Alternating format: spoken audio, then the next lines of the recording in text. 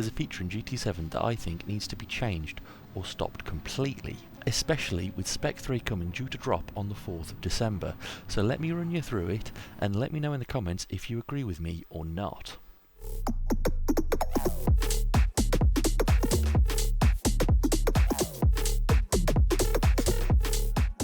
Hello, I'm Droop Designs, a visually impaired gamer, streamer and livery designer, and there is one thing that really gripes me with GT7, one feature that was really apparent in the Manufacturers' Cup on Wednesday that I ran.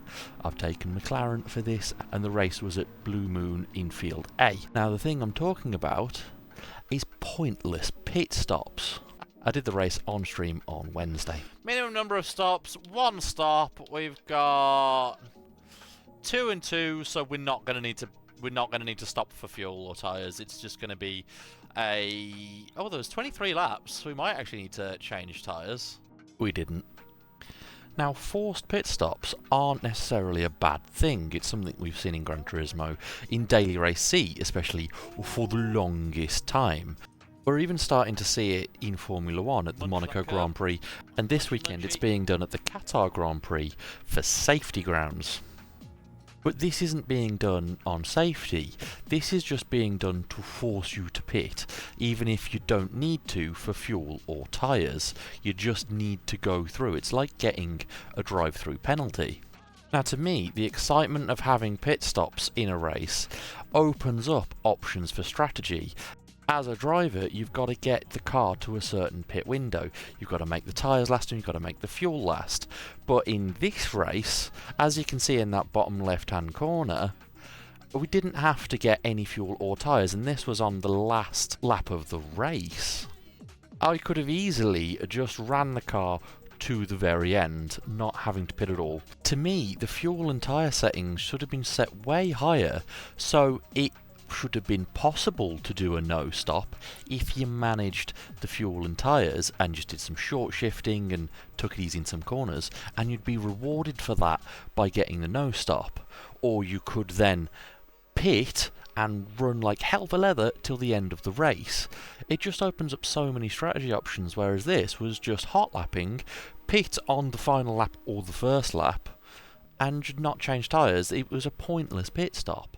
Now this is something I've tried to tackle in DTCC, the Group Touring Car Championship that I run on a Saturday night. It's 5 15-minute races, 5 different cars all at one track, and some of them, like this Lexus and the RUF, are quite thirsty and burn through the tyres quite a lot.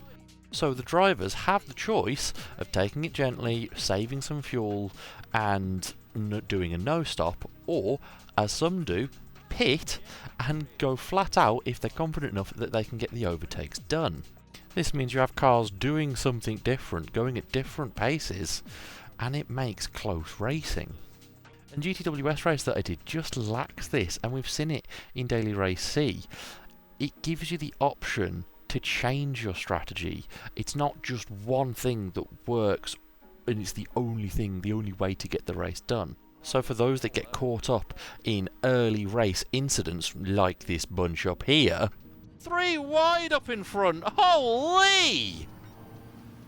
It would give them chance to change strategy, not just do what everybody else does, try something else, and it can still work and they can get something back from their race.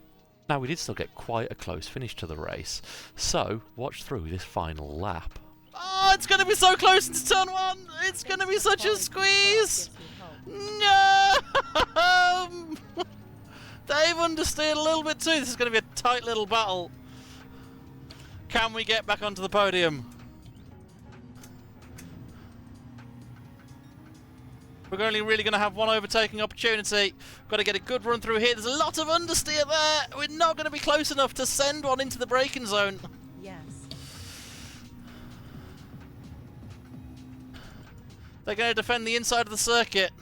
So, even though we weren't really close enough, so we'll hope that them being offline gives us opportunity. It doesn't quite. But again, they've gone wide. This is our chance. Sending it into the final corner. Oh, we're going to be side by side through this last couple. Up the inside we go. And we take P3.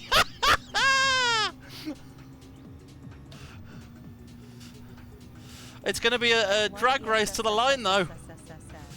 It's going to be a drag race to the line. Come on! P12 to P3! Told ya, LOL. I really think the Spec 3 update is a perfect time to change this so that pit stops actually mean something in the races we have. So we have to change tyres, so we have to manage the car through the race. We've got the Dunlop tyres coming into GT7 in Spec 3 on the 4th of December. And I really think there's going to be a physics change with that, because why would Dunlop want their tyres to perform exactly the same as the Michelins have? There's going to be some tweak, and it's a perfect time to implement these changes. So let me know in the comments what you think, if you think the pit stops are fine as they are, or if they do need to be changed so they mean something.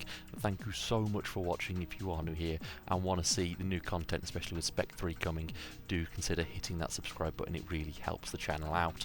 Have a fantastic day and keep plodding on.